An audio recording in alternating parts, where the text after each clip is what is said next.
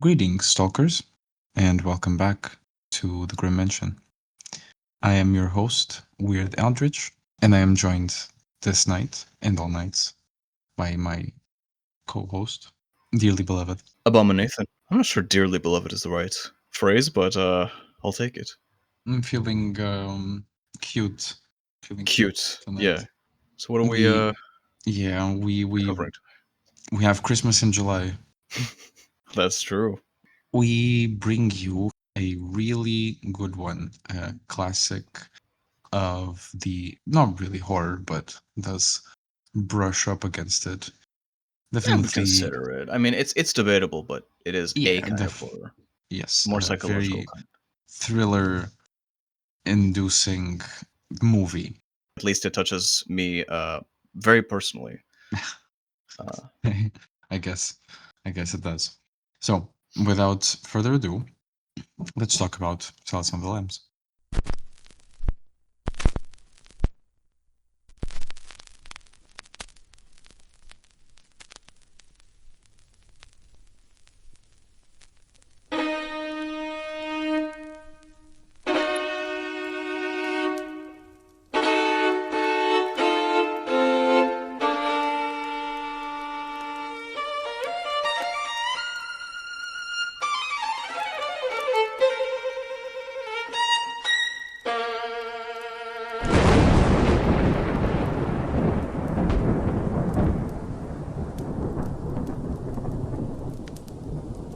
The candles are lit, the circles have been closed, and the words of power have been recited.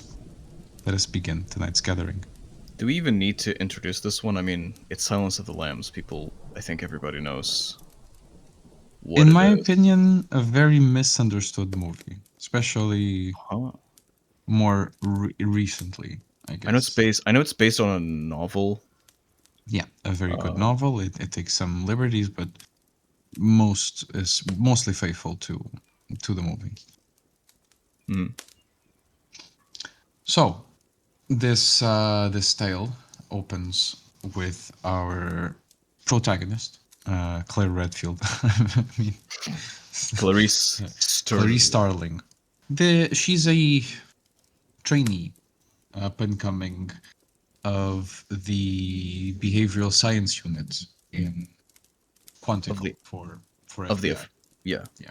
We catch her doing her morning routine, her obstacle course, all very sweaty, when she's called into the office of the unit's chief, Jack Crawford, without even time to present herself in a more proper way. She rushes to meet him, and is informed that in order to, I don't think she's actually told this, but she's told she's going out there to extract a psychological profile out of what is possibly the most infamous killer of this little universe set up by Thomas Harris, Dr. Annabelle Lecter, Mm-hmm. Annabelle the Cannibal, as she immediately lets us know. Annabelle the Cannibal. A little bit on the nose, to be honest, but we all got used to it fairly Yeah, quickly. But like, yeah, yeah. at face value, it's like, okay, is that even his real name? Maybe not. Maybe Yes. not. Probably not.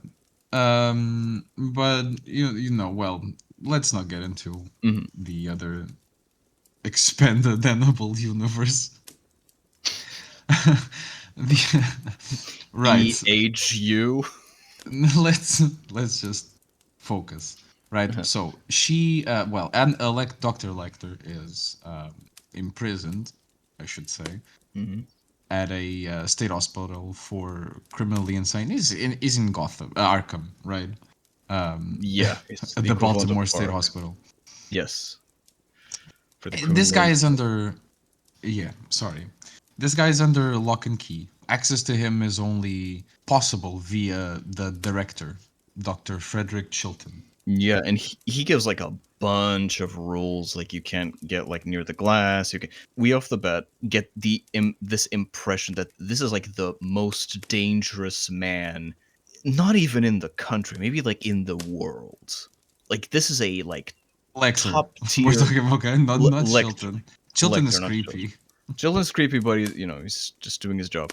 Lecter is like, yeah, we get the impression that this is like a menace that we're dealing with here. They're selling him like he's Mm, the greatest thing since bread came sliced. Chilton also makes some advances on Clarice, and this is a theme that's recurrent throughout the movie. It's not necessarily always in dialogue. For example, I made a point out of mentioning that Clarice does not have time to get ready because she's hmm definitely worked up a sweat on that obstacle course.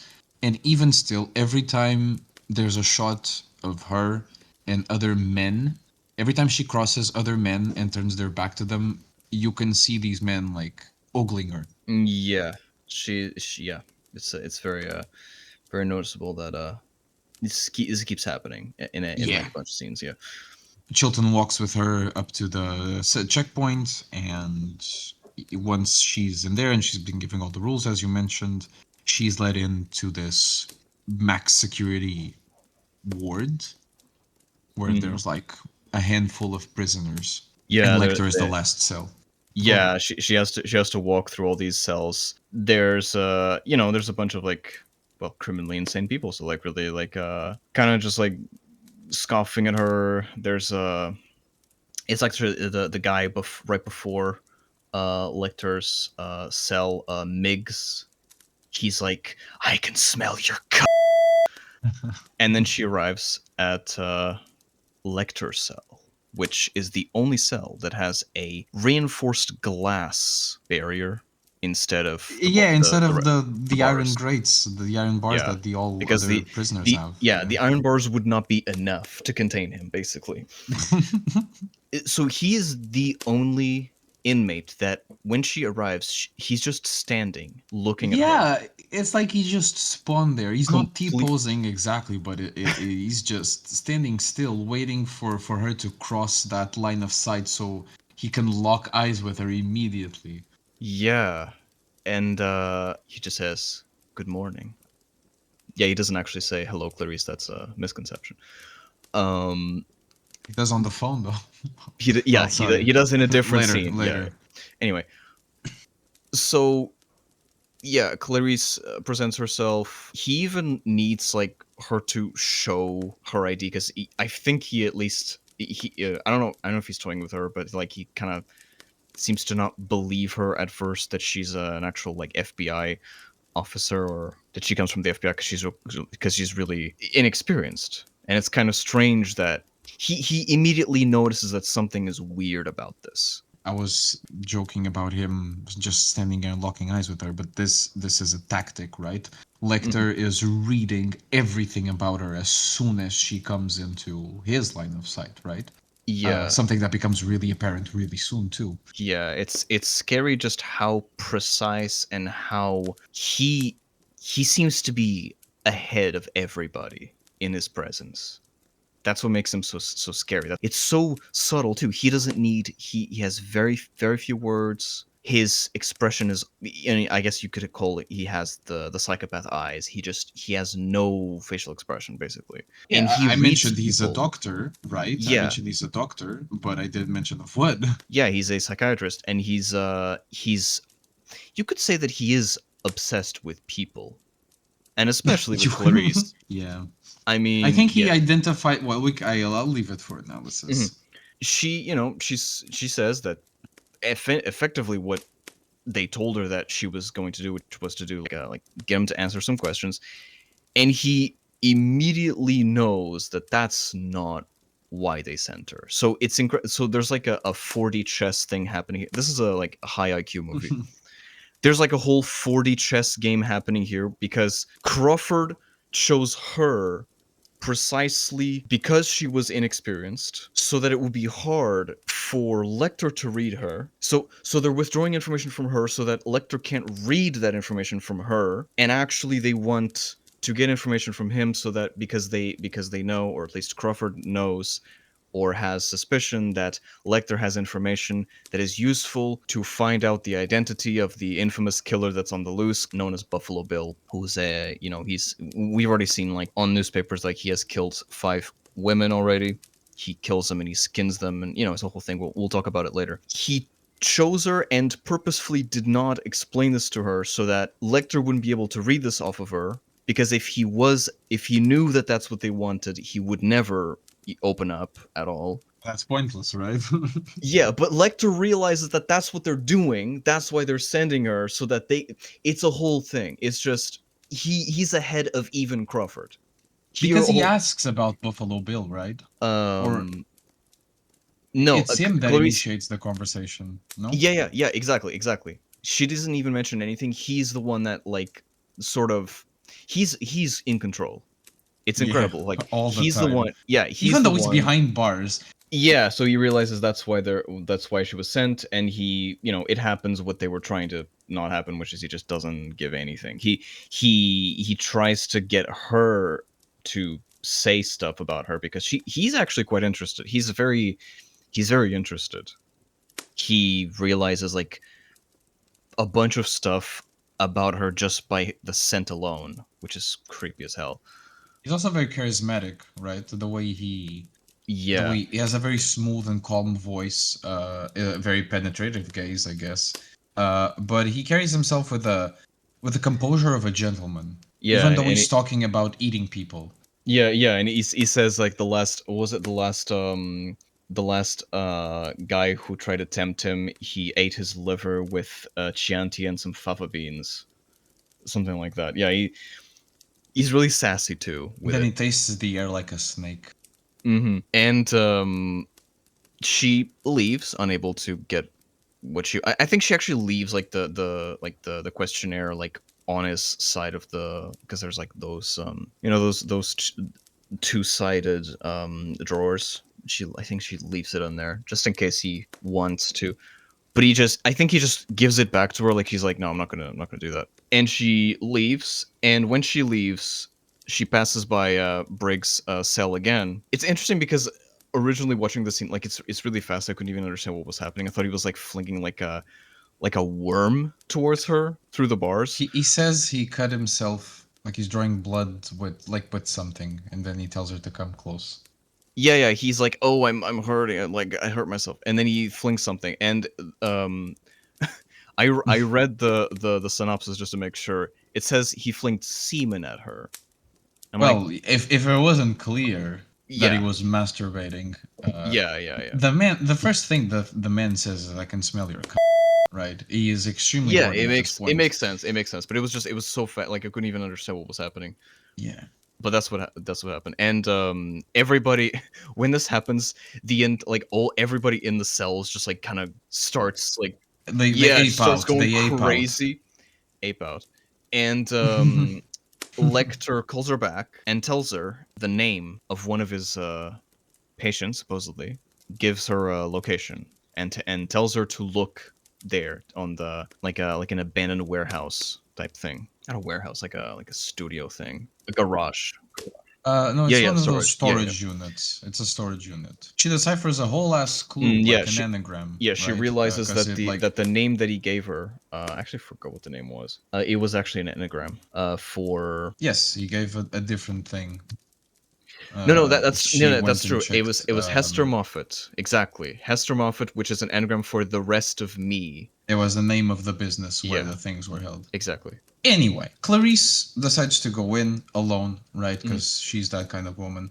And eventually finds this severed head in a jar. Lecter will eventually explain that is Buffalo Bill's first victim, essentially implying that from the start, Lecter knows who Buffalo Bill is. Yes. As you said, this man has been in control the entire time, right? Hmm. Clarice receives a call about how Miggs swallowed his own tongue in prison, Yeah. After a and conversation how, with Lecter, yeah, how Lecter Lecter somehow, whispered him. just with his voice through the cell, through the walls of the cell, he managed to make him kill himself. Yeah. or die, I Maddening guess. whispers. Yeah. In the middle of all of this, Clarice, when she meets again with Lecter also reveals that that was his own fault. Like he made Miggs do that, and he Mhm. does agree to assist with figuring out, like profiling Buffalo Bill if he gets to have a new cell, like away from Chilton. Clearly is, well, I'm not going to say a bigger monster than Lecter because I don't think that's the case. Mhm. But he's certainly a despicable human being. Yeah, he does. Yeah, he doesn't like Chilton at all. There's again, like the game continues because Chilton wants to use this as leverage. So it's like they're trying to come up with like a deal, but they're both obviously not like in good faith. I forgot to mention something. Go ahead. I just wanted to mention in how in the severed head that Clarice found there is something that ties it directly to Buffalo Bill, right? Which is a moth, like a Well, cocoon. at this point we just see a cocoon. Yeah, we Yeah, don't know what it yeah, actually just a is. cocoon inside of someone's mouth and throat, lodged there. Something that was also found in another body. At least one of them, right? Yeah, yeah, because they recover one of the bodies of one of the victims that surfaced in the water of a lake. I think it was a lake or something. You know, body of water, A whatever. river. I think it was a river. Yeah, so Clarice and this is another scene where like they're dissecting the body in the same house that Clarice's dad's funeral was held in. I think it just triggers her memories of what happened because something that she mentions to Lecter is that she wanted to be a cop. She wants to be in the FBI because her father was a cop, right? We have some flashbacks of her hugging dad when dad comes back from his duty, and yeah, when she enters that funeral home, she is taken back to when she was a kid and Yeah, seeing her dad in the casket yeah, that's it. and all of that. Considering she's from rather far away, I don't think it's that Yeah, specific you're right. house, It's but just the fact that it's a building that's similar. You know, it's the context is similar because it's also like yeah. yeah, yeah, exactly. She kind of manages to shoo off all of the people who were not supposed to be present during the autopsy, and she follows the autopsy that they're doing.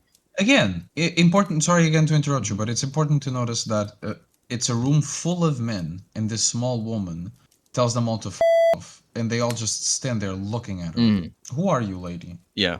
They have to look. They have to look at their boss, who's the first to leave, in respect to her position, I guess, Hmm. considering she's FBI, and then they all follow him. That's when they because the woman's kind of overweight. I mean, all of Buffalo Bill's victims are somewhat overweight, and she has bits of her skin cut off, like ripped off. They turn the body around. The body is standing on the table, lying on the table. Clarice notices she has something in her mouth, in her throat, and so they take out the cocoon, the same cocoon that, as you said, was also found inside of the throat of that severed head. She takes the cocoon as evidence to then figure out what it is. And I think it's like basically the next scene. Like she takes the cocoon to a sort of what would I call this? Like it's not a facility. It's like a And it's an entomology department, I yeah guess, of some some university where she knows yeah someone. yeah yeah exactly. She takes it to these specialists, these entomologists. They open the cocoon and they see, they identify just from the head alone because it has a moth that has a looks like a little skull drawn at the back of the like of the neck, and it is a death's head hawk moth. That's now Buffalo Bill's iconic. Calling card. Yeah, exactly. So things kick up in gear when Buffalo Bill's next victim is the daughter of U.S. Senator someone, right? Her name is Catherine. Ruth Martin. Yeah, whatever. So Catherine Martin. Yeah, Catherine Martin. uh, she she's abducted by Buffalo Bill, and this is when we start getting scenes from his house, right? Because Catherine becomes this sort of POV character, but Yep. Buffalo Bill also, like his identity Yep. is revealed to us, and then not to the Hmm. rest of Yeah. the police, I guess.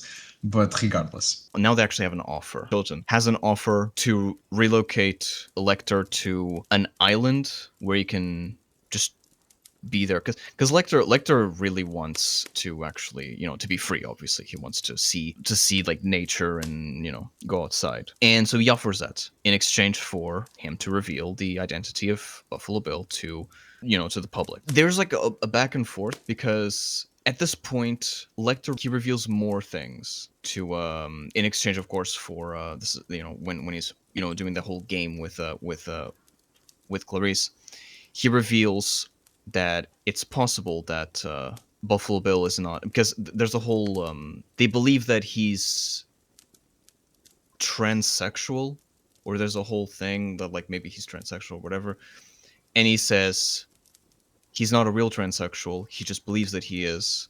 He wants to transform, and therefore the moth is the symbol of transformation. keep that in the back of your minds. That word is very important in this movie. Yes, and he reveals that. He says he wants to transform into something else. That's where that comes from. And then he accepts to, in exchange for the deal that Shelton or that Clarice gives him, or that they give him, to reveal the identity. And they fly him out to Memphis.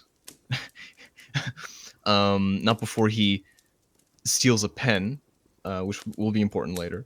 They fly him out to Memphis to meet directly with Catherine's mom, and he's in this the most restraining restraints you could possibly imagine. He has this mask. It's a very iconic image, like his mask, like over his basically like I don't remember what the word is that they put in dogs, like the dogs from His biting. famous mask. He makes her really uncomfortable by doing some weird ass comments about like her nipples and things like that. It And was then he about how reveals, she breastfed Catherine. yeah, it's something weird like that. Because again, because he can just like smell details that normal people can't smell. He is kind of like a dog in a way, or not. he's he's not fully human. It feels like he feels like, I feel like he has like some extra sense that other people don't have. It's important to notice, like, that he only got to fly to Memphis, right? Because Chilton sniffed that this deal wasn't, that the deal Crawford and Clarice had wasn't an actual deal, wasn't an actual thing. So he went behind their back directly to the senator and proposed an actual deal that would save her daughter. Yeah, yeah, yeah. Again, there's a 40 Yeah, chess thing there's a going lot on. of things happening, and it's easy to forget these kinds of details. Lecter does reveal supposedly the name and the appearance of Buffalo Bill, and I think the location where his house and whatever. So they think, okay, yeah, let's go there. So it's done. We did it, and they have him in the temporary cell at Memphis, and this is when we get the very interesting scene between Clarice and Lecter, where he's in this new cell, and she realizes that the name that he gave was also an anagram. It was, he said, Louis Friend, which is an anagram for Iron sulfide. iron. Yeah, it was an anagram for iron sulfide, which is also known as fool's gold. And she realized that he was playing them too. Like, he realized that the deal was fake, and he also gave them fake information. And then she asks for a quid pro quo again to get information, to get hopefully more information out of him. And he obliges because he's very interested in knowing more. He's very interested in knowing more about Clarice. And this is when we get the most insight we've ever had into Clarice's character. We know that she fled. So when she was a child, she fled her parents. Wasn't her parents, but the people that were taking care of her, because her father's death left her an orphan. The her foster parents, I guess. She fled the farm. She reveals that it was because she was woken up in the middle of the night by the lambs screaming. She saw that they were being slaughtered, and she took, wanting to save to save the situation, she took one of the lambs and ran, and then they found her and they killed the lamb. And by the way, most of what I'm saying was actually deduced by Lecter. She's just kind of like she says like 20%, and he unravels like the other 80%. So basically, he says you have this nightmare every night of the lamb screaming, and you feel like if you save Catherine, that the nightmare will go away. She's completely like open, like transparent, like he sees through her now, like completely unable to get more out of him. She just leaves because her, I mean, the time is up. More like the rest of the police there find an FBI agent that wasn't supposed to be there. Yeah, yeah, But he does offer her one final piece of advice, right? He says, "We covet what we see every day." exactly. We cover what we see every day. And from there, she can deduce that these bodies might have been found in an incorrect order. Mhm. Due to decomposition states or the places where they were found, the third body that was found, I think it was the third body that was found, was actually Buffalo Bill's first kill. His first Yeah, kill, he went to a bigger, he went through more of a hassle to get it covered up, and afterwards he got lazy. Let's call it like that. He stopped. yeah, exactly. So the bodies, the older bodies, or the last bodies were found first because they were less well hidden. Yeah, that's it. And she eventually gets to the place of that first kill, talks to the family of the victim, and in her house, behind in a music box tucked away behind the little mirror, she finds these pictures of Frederica in her underwear, and they're all very suggestive. That trail eventually leads her to a house that was once previously owned by who was it? Well, supposedly it's from a friend of. Frederica, right? Someone that she took care of, or Yeah, yeah. something like that. This is because well, there's two things that she realizes. She realizes that he knew his first victim, which is what Oh Lecter yeah, was trying to and say with that, the suit. and that yeah, that he Buffalo Bill is trying to make a suit out of women, which is why Yeah, he's killing these women and skinning them. Frederica is the one that taught Jane Gum apparently how to sew. Um, Exactly, and exactly. That's he it. targets these bigger women and starves them for a few days so her skin gets a little loose and it's easier to cut into so he can work a little Hmm. bit better, I Yeah, guess. and I think it's now that we get the scene with Buffalo Bill and Catherine. Catherine's in a There's well. several of them, regardless, right? What I just we go back and forth between them and Yeah. Clarice and Jack Crawford. At this moment, right, Clarice is on her way to James Gumm's house, and she gets a call from Crawford saying that they're moving into his house, which is like Mhm. kilometers Wait, away. let's not forget She doesn't my know. favorite. Go on. Let's not forget my favorite scene in the movie, which happens, I think, around this time. I'm not entirely sure what these sequence is because these are all things happening that are happening simultaneously. So, but this happens right after Clarice leaves Lecter in a cell in Memphis. So Lecter, so this is in the middle of the night. Lecter calls, asks for a second dinner, and there's only two guards at this that are looking him over, or that are watching him. They're like, oh, why does he want a second meal this late in the night and whatever? And they get in this. So there's a whole sequence where they're supposed to restrain him to one of the bars, to the bars on the inside of the cell, and then they enter because this is like it's like a cage, and they enter the cell to give him the meal, and he uses a little bit that he took from the pen that he stole from Chilton to unlock his own his restraints, and then restrains one of the guards. he kills the two guards. He managed to outsmart them and kill both of them. And when they realize this, they they call the police. They like when the people at this facility realize, they see these two guards that are dead, or that are like bleeding, like these two bodies, and Lecter's nowhere to be found.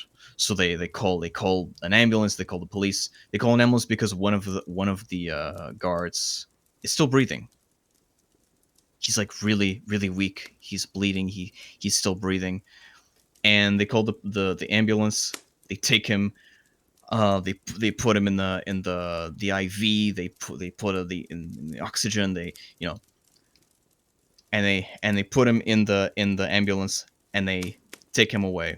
And the rest of the guards are looking to see where the hell did Lecter go, because I mean he just vanished. They noticed. I mean they actually had noticed previously that the elevator was stuck, or like someone was coming down the elevator and then it got stuck in between two floors. They investigate the elevator and they realize that there's somebody. So there's blood dripping down the top one of these panels at the ceiling of the elevator.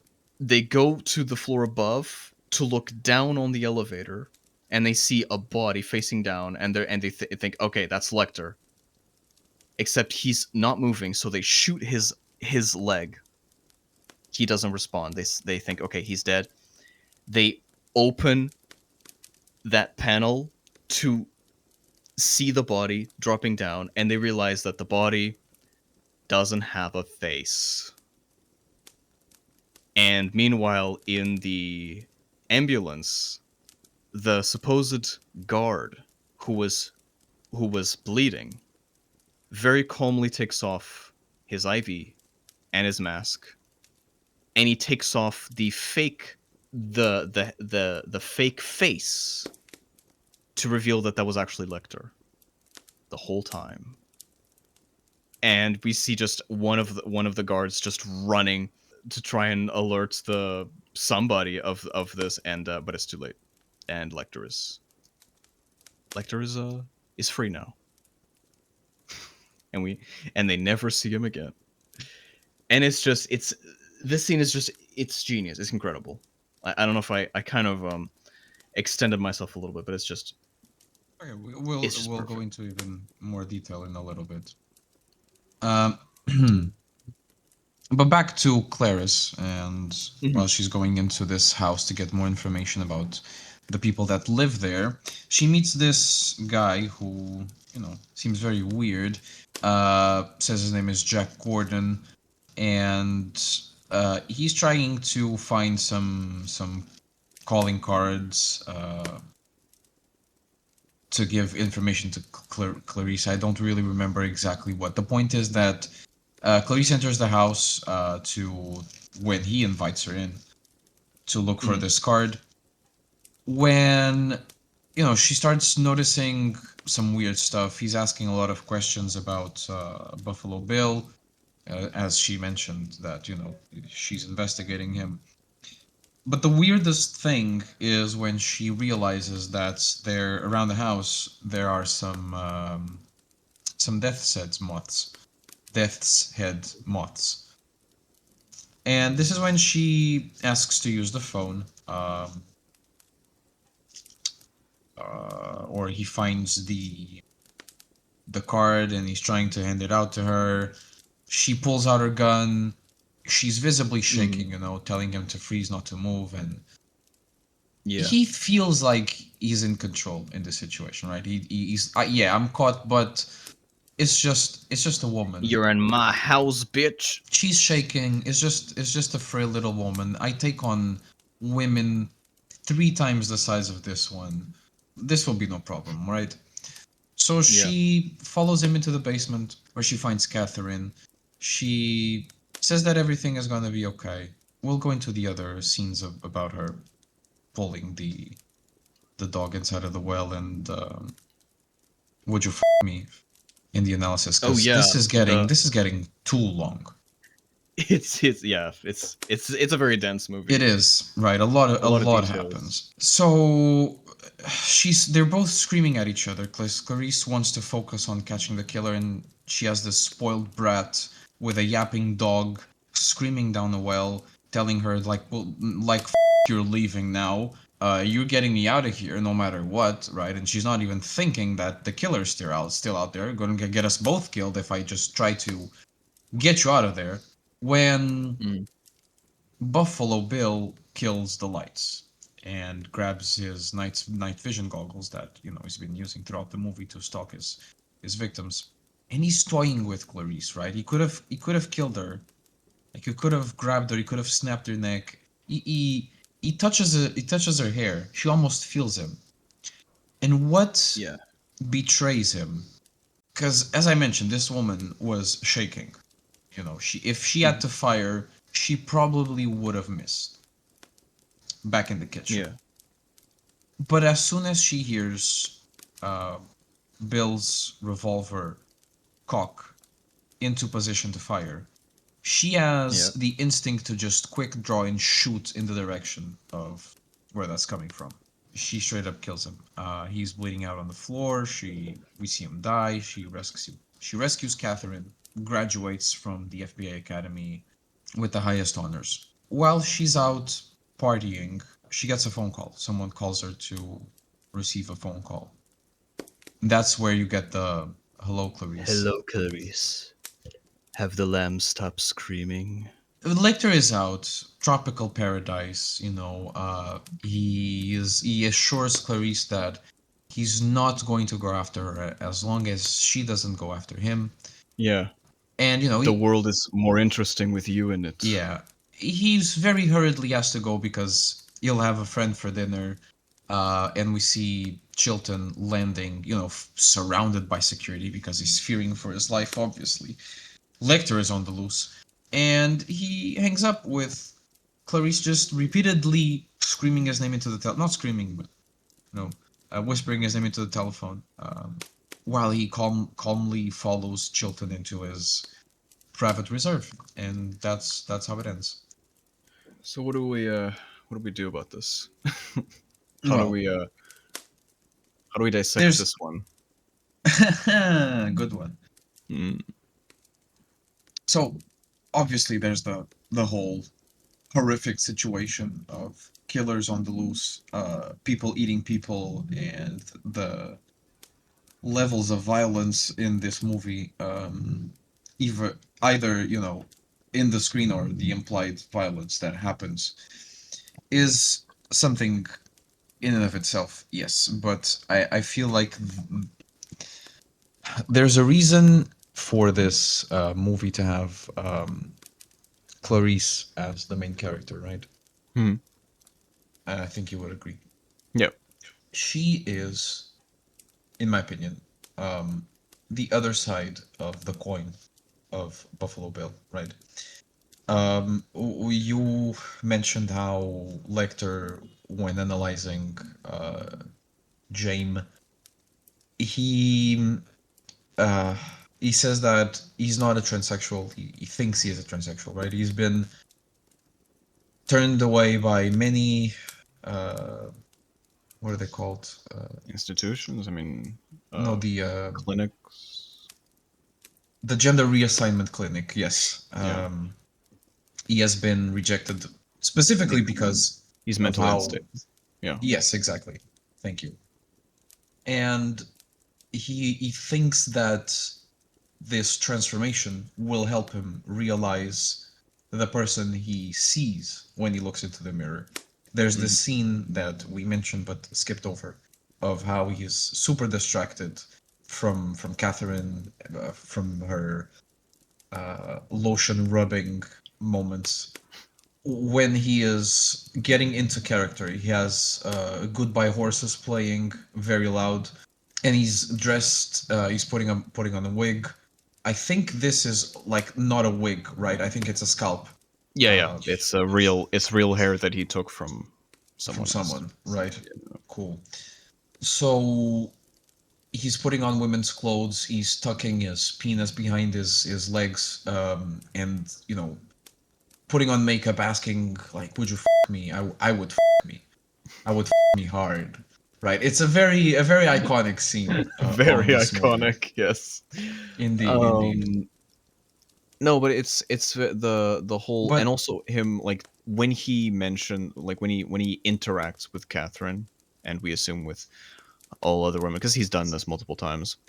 yeah, the way There the is go on. I know. I think I know what you're gonna say. Go on. there is this extreme objectification to the point where like he, Yeah, he doesn't see, and it's interesting because there's actually like another scene that we skipped over, which is like the mother of Catherine is making like an official message, is recording an official message to Buffalo Bill talking about his daughter and what, basically like humanizing really, her.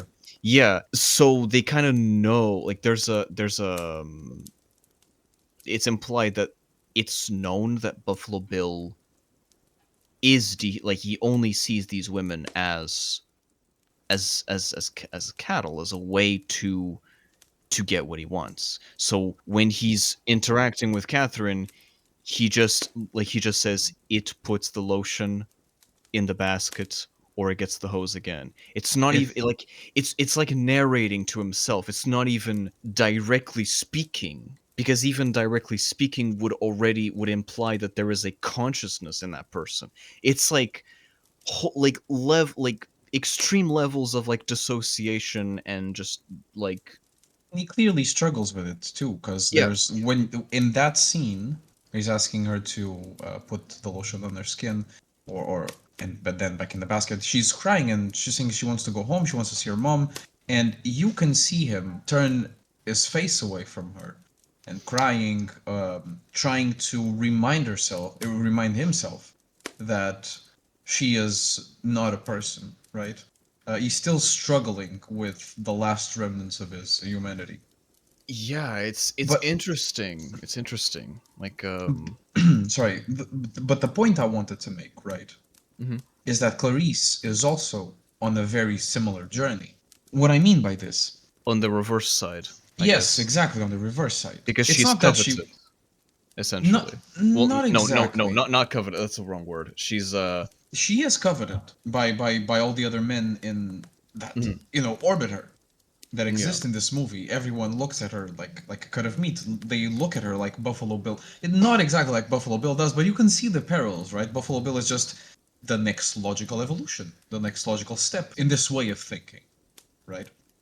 I And guess. what I mean by Clarice going on this similar journey is it's not that she wants to become a man, but she is in a male predominant, she's in this Yeah. male dominated space, and she's trying to make herself be seen by these men as equal, right? And she's Yeah. putting all this effort into proving that she can hang with the guys in a way, even though her partner is also a woman, but she's clearly trying to impress her higher ups in the way she dresses. Even Lecter points that out. It's all for show. She's wearing an expensive bag, the place where everyone looks, but her shoes, the place where her eyes, like most people's eyes, would not even bother looking, those are cheap, right? She Mhm. knows where to put her money in order to appear as someone she is not.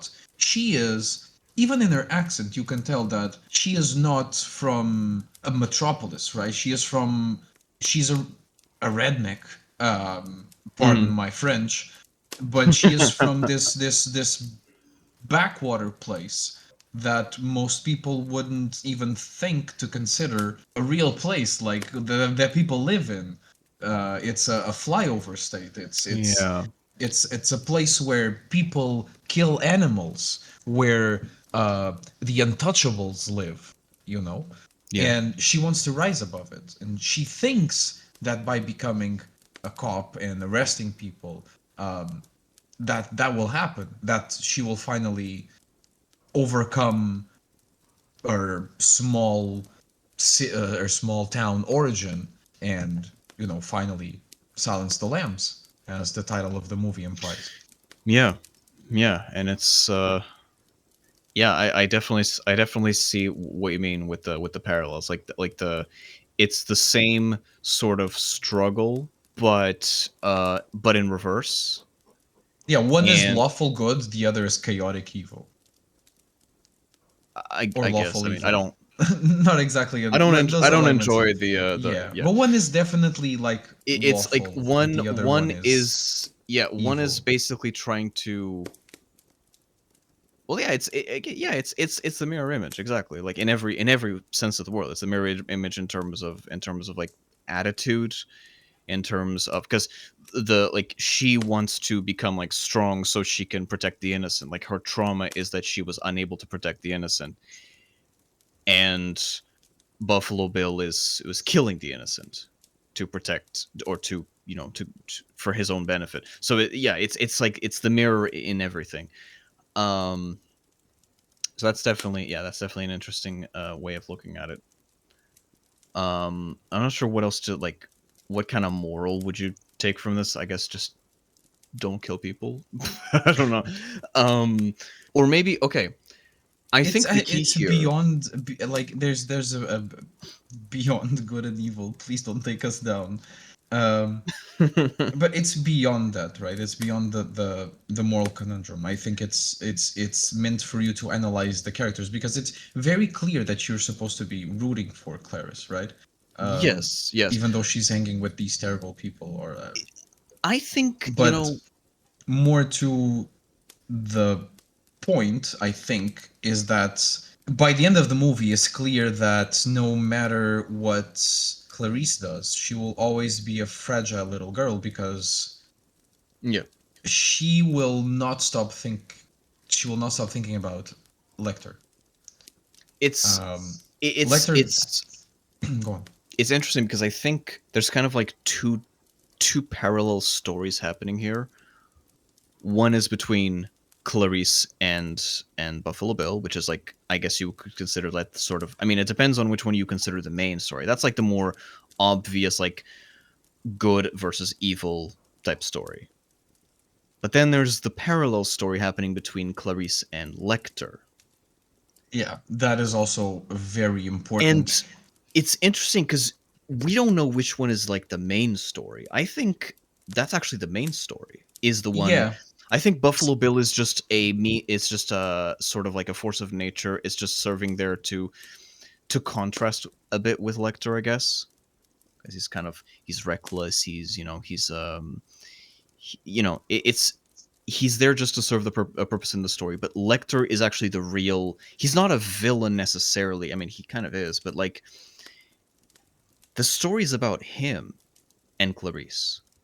It's a game between the two of them, and Lec- Lecter won.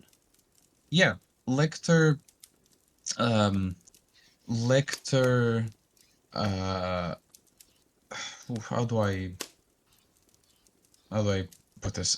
His goal is to essentially start a little cult, right? Hmm. What I mean by this is he has brainwashed Clarice. Not brainwashed, but he's now living in her mind.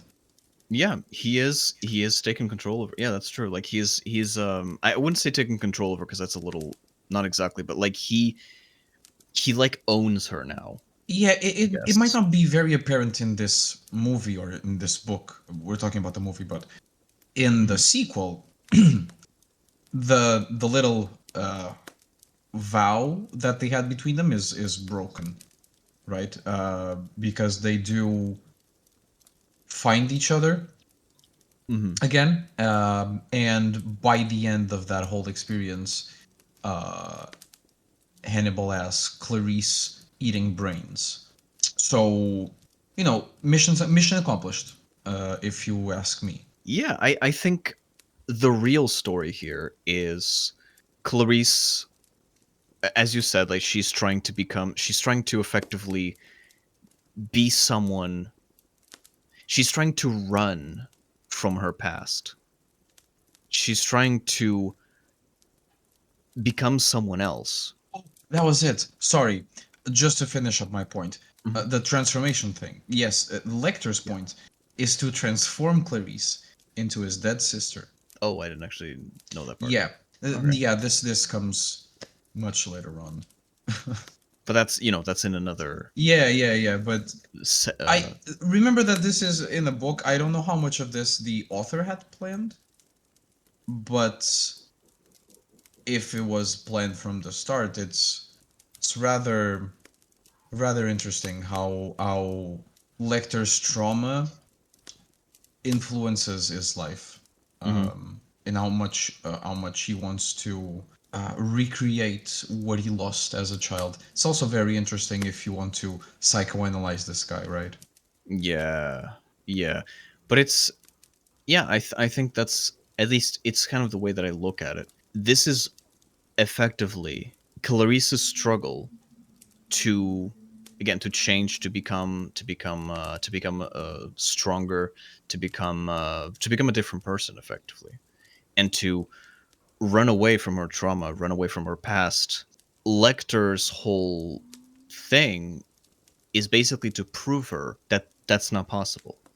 What you're doing is you're just lying to yourself. Holds on to that idea of like the screaming of the lambs, to say that when he asks, did the lambs stop screaming, it's a rhetorical question. He knows the answer. They didn't.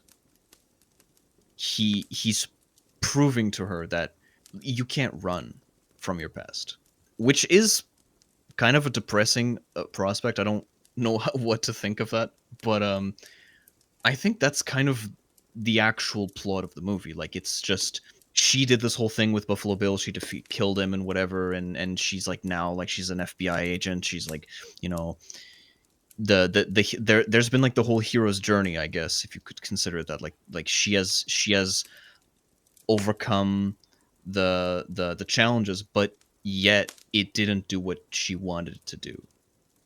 And even Lecter, his skill of the guard, the way he leaves him, like Jesus crucified. Oh yeah, Can he crucifies the guard. I forgot about that. that represent himself? You know, being born again, essentially. Now that he's free out of Hmm. prison, he has been resurrected into the world, free to pursue revenge, his Free own to leisure. free to eat whoever Yeah, he pleases. exactly. So it's a movie with a happy ending. Yes, yes. We could see that as a happy ending, definitely. Because I mean, Lecter, to me, like, Lecter is the hero, obviously. Like he's the one that's like, that's the only rational actor here. Hopkins, incredible performance. Like, Oh no yes. point in talking about this. I wanted to mention like the camera angles in their conversations when Clarice is opening up to Lecter, and how his face is very close to the camera, and her framing is of, you know, she's the one that's behind bars. It Hmm. seems like she is trapped behind bars while Lecter is questioning her. Yeah. It's a very smart movie, a very Yes. dense movie. It's like this is there's a reason why it's so talked about, right? It really deserves Yeah. It's its definitely merits. one of the. It's definitely a classic. It's definitely like up there. Yeah. Not just in horror, in like movies in General, yes, general. in Yeah. general, yes, definitely. I would agree. A perfect 10. Yeah. I mean, I don't even know what I would criticize this movie for. I mean, yeah. Even some dialogue choices, like given the context, this is early 90s, right? Mm. I feel like a movie like this I mean, comes I can't maybe once in a generation. I can't put it above Alien. What did I give Alien again? Was it 10? I don't remember. Probably. Then maybe I'll give this one a 9.5.